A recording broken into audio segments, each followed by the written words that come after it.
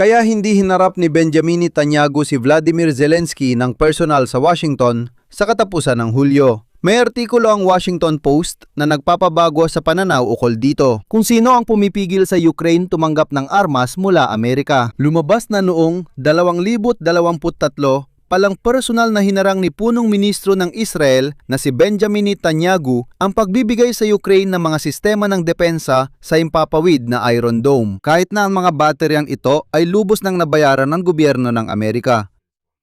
Ngayon, ayon sa ulat, ang Israel at Ukraine ay aktual na nagkakompetensya para sa limitadong mga rekurso ng militar ng Amerika, kabilang na ang mga Patriot na missile. Sa episode na ito, pag-uusapan natin ang mga nabunyag at ang kahalagahan nito ngayon. Ako si Alexei Pechi. Pag-usapan natin ang paksa, pero bago yun, paki-subscribe sa channel na ito. Malapit na tayo sa 300,000 subscriber, kaya taos puso akong nagpapasalamat sa inyong pag-subscribe. Mag-subscribe rin kayo sa Pechi News Telegram channel, nasa video description ng link. Sige, simulan natin sa katotohanang ibinunyag ng Washington Post. Ayon sa ulat, noong 2023 pa lang, ang yumaong senador na Republikano na si Lindsey Graham ang nangguna sa pagsisikap na maipadala sa Ukraine ang mga bateryang Iron Dome ng Amerika para pumprotektahan ang mga sibilyang Ukrainian laban sa mga pag-atake ng Russia. Noong panahong iyon, ang mga bateryang misil ay nasa timog kanluran ng Estados Unidos at lubos na nabayaran gamit ang buwis ng mga Amerikano.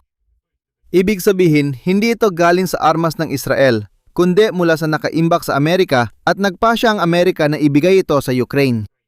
Ngunit mismong si Benjamin Netanyahu ang nag-block ng plano na ipadala ang mga baterya ng depensa sa impapawid sa Ukraine. Ipinataw niya ang veto sa pagpapadalang ito.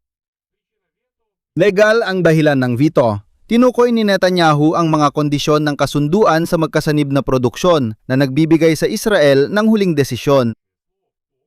Kung paano gagamitin ang sistemang ito kahit bayad na ng Estados Unidos ng Amerika ang mga baterya at kagamitan. Kinumpirma ito ni kalihim ng Estado ng Amerika, Mark Rubio, gamit ang isang CP. Sa bawat pagsali sa magkasanib na produksyon, may mga ganitong limitasyon kayo.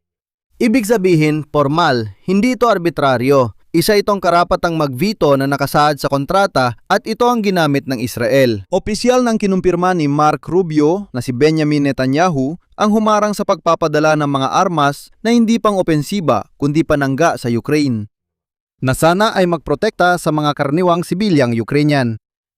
Kapansin-pansin din ang detalye mula sa investigasyon ng pahayagang Israeli na Haaretz. Ipinagtanggol ng Embahada ng Israel sa Washington ang veto na ito na binanggit ang ilang mga pangamba. Hindi binanggit ng pahayagan kung anong mga iyon.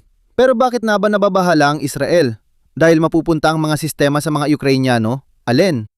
O, bukas pa rin ang tanong. Bakit ito lumitaw ngayon lang? At dito nagsisimula ang pinaka-interesante pagdating sa kasalukuyang politika. Hindi lang ito basta tungkol sa isang makasaysayang pangyayari noong 2023. Hindi lang ito basta may nangyari noon sa kung saan. Ang totoo niyan, ayon sa datos ng Washington Post, ang kamakailang pagsisikap ni Vladimir Zelensky na makakuha ng iba pang uri ng armas mula sa Estados Unidos ay naglagay sa Israel at Ukraine sa posisyon ng pagiging magkaribal para sa limitadong mga rekurso ng militar ng Amerika. Na yon pa lang, hindi ito ukol sa nakaraang insidente, kundi sa patuloy na estruktural na problema.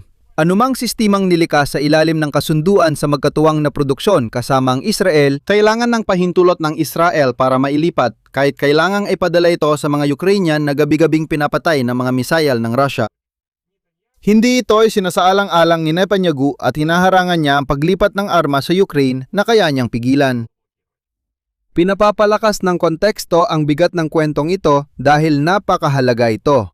Noong nakaraang linggo, inaprubahan ng kapulungan ng mga kinatawan ng Estados Unidos ang kanilang bersyon ng taunang budget sa depensa na nagkakahalaga ng 1 trilyon at $150 bilyong. At ang budget na ito ay naglalaman ng probisyon, pinalalawak ang kooperasyong militar-teknikal ng Estados Unidos at Israel. Sabi ng mga kritiko ng panukalang batas, imbes na mabawasan ang pagdepende ng Israel sa mga sistemang Amerikano, ang probisyong ito sa batas ay lalo pang nagpapalakas sa karapatan ng Israel na mag-veto kaugnay ng mga armas ng Amerika. Ibig sabihin, pinapa-institusyon nito ang pagharang na naging dahilan kung bakit hindi nakuha ng Ukraine ang Iron Dome systems noong 2023. Ibig sabihin, sinikap din ng mga Republikano na isulat lahat ng ito na parang, o tingnan ninyo. Hindi ayaw ng Estados Unidos magpadala ng anuman sa Ukraine. Gusto nila pero hinaharang ito ng Israel na may veto power. Kami pabor pero tutol ang Israel. Isang makabuluhang detalye tungkol sa personal na relasyon ng mga lider ng Ukraine at Israel na yon. Batay sa ulat ng Haaretz, tinanggihan ng opisina ni Benjamin Netanyahu noong nakaraang linggo ang alok na makipagkita kay Volodymyr Zelensky sa Washington.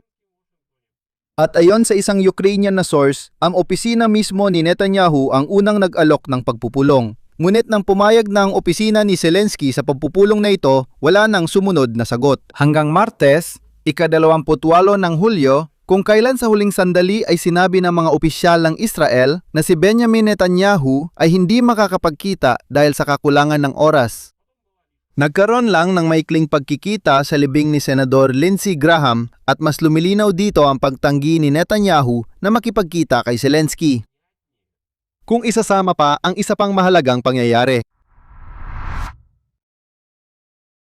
Tingnan ninyo ang nangyayari. Handa sanang makipagkita si Netanyahu kay Volodymyr Zelensky, pero nang nalaman niyang sinusubukan ni Zelensky na hingin kay Donald Trump ang lisensya para sa paggawa ng Patriot na missile, may hindi naging maayos. Matapos makipagpulong kay Trump, nagbago ang isip ni Netanyahu at ayaw nang makipagkita kay Zelensky. Hindi lang sila parehong nasa lungsod ng Washington, magkasama pa sila sa isang gusali. Nagkita pa rin sila nang di inaasahan. Nasa isang gusali sila pero matapos makipagkita kay Trump, agad sinabi ni Netanyahu na wala siyang oras at walang meeting na magaganap. At pagkatapos noon, biglang inanunsyo ni Trump na hindi niya ibibigay sa Ukraine ang lisensya para gumawa ng mga Patriot na missile. Nagkataon lang ba? Sa tingin ko, hindi. Sa totoo lang, may hiwalay akong episode tungkol dyan na lumabas na dito sa YouTube channel na ito. Para maging tapat, kailangan kong sabihin na walang direktang sanhi at bunga na napatunayan sa pagitan ng pagharang sa mga Iron Dome Air Defense System noong 2023 at sa kasalukuyang pagbaliktad ni Donald Trump sa usapin ng Patriot. Magkaibang mga pangyayari ito, pinaghiwalay man ang panahon at sistema ng armas, magkahawig pa rin ang estruktural na lohika ng mga pangyayari. Sa parehong kaso, pangunahing salik ang geopolitical na kalkulasyon ng Washington na isinasalang-alang ang posisyon ng Israel, hindi ang pangangailangan ng Ukraine sa labanan. Sa parehong pagkakataon, posibleng direktang nakaimpluwensa si Netanyahu sa desisyon ng White House. Ano ang ibig sabihin nito para sa bawat panig? Para sa Ukraine, ito ay kumpirmasyon na kahit ang mga formal na kaalyado at hindi kasali sa labanan laban sa kanila ng mga bansa tulad ng Israel, maaring direktang makaapekto sa pagkakaroon ng kritikal na depensa sa himpapawid dahil sa mga legal na mekanismo ng magkasanib na produksyon na hindi kontrolado o naapektuhan ng Kyiv. Para sa Israel, ang karapatang mag-veto ay nagbibigay sa kanila ng ganap na kontrol sa paggamit ng kanilang teknolohiya na dati nilang pinuhunan sa pag-develop kahit pa may mga makataong argumento mula sa ibang bansa. Ganito ang sinasabi namin. Kailangan namin ng air defense systems para protektahan ang mga lungsod dahil namamatay ang mga babae, bata at pamilya sa Russian missile attacks. Hindi gumagana ang argumentong ito. Sa Amerika, ipinapakita ng sitwasyon ang mga kontradiksyon sa sarili nitong patakaran. Habang lantaran ang suporta ng Washington sa Ukraine, may mga obligasyong pampamahalaan din sila sa Israel na naglilimita sa aktual nilang suporta. Ang bagong panukalang batas sa depensa ng Estados Unidos ng Amerika ay maaaring gawing institusyonal ang problemang ito sa halip na lutasin. Ibig sabihin, pwedeng baguhin ng kaunti ang mekanismo kasi tingnan ninyo may mga Iron Dome na sa Amerika noong 2023 at nakatayo lang sa iba't ibang lugar. Sabi ng mga Amerikano, bilhin na lang natin ibigay sa Ukraine tapos.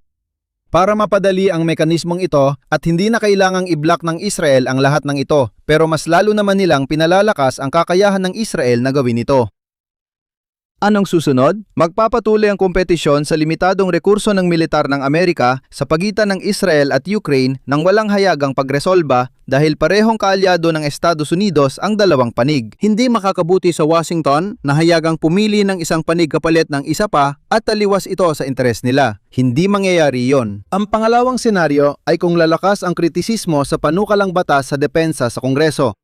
Pwedeng baguhin ang probisyon sa pagpapalawak ng veto ng Israel bago aprubahan ang dokumento. Ang ikatlong senaryo, kung pagbabatayan ng relasyon ni Zelensky at Netanyahu at ang hindi natuloy nilang pagkikita, nananatiling tensyonado ang ugnayan nila. Malabong gumanda ang sitwasyon sa direktang pag-uusap ng dalawang lider sa malapit na panahon. Malamang kung may solusyon man, darating ito makalipas ang isang taon dahil sa presyon ng administrasyon ni Donald Trump.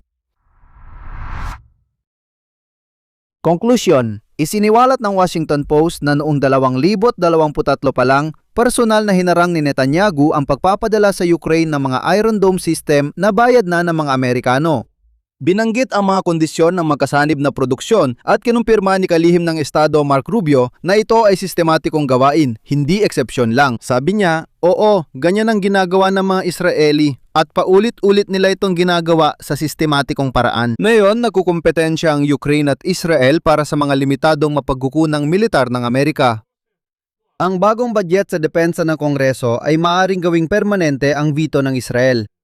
Hindi natuloy ang pagpupulong kay Zelensky sa Washington na iminungkay mismo ng opisina ni Netanyahu. Ngayon, alam na natin ang dahilan. At ang dahilan, tulad ng alam ninyo, ay hindi dahil sa busy na schedule ni Netanyahu. Dito ako maglalagay ng tuldok. Ibahagi ang inyong opinyon at mga konklusyon sa mga komento sa ilalim ng episode na ito. Mag-subscribe sa channel, pindutin ang kampanilya at huwag kalimutang mag-like. Yan lang po. Ingatan ninyo ang inyong sarili. Paalam sa lahat.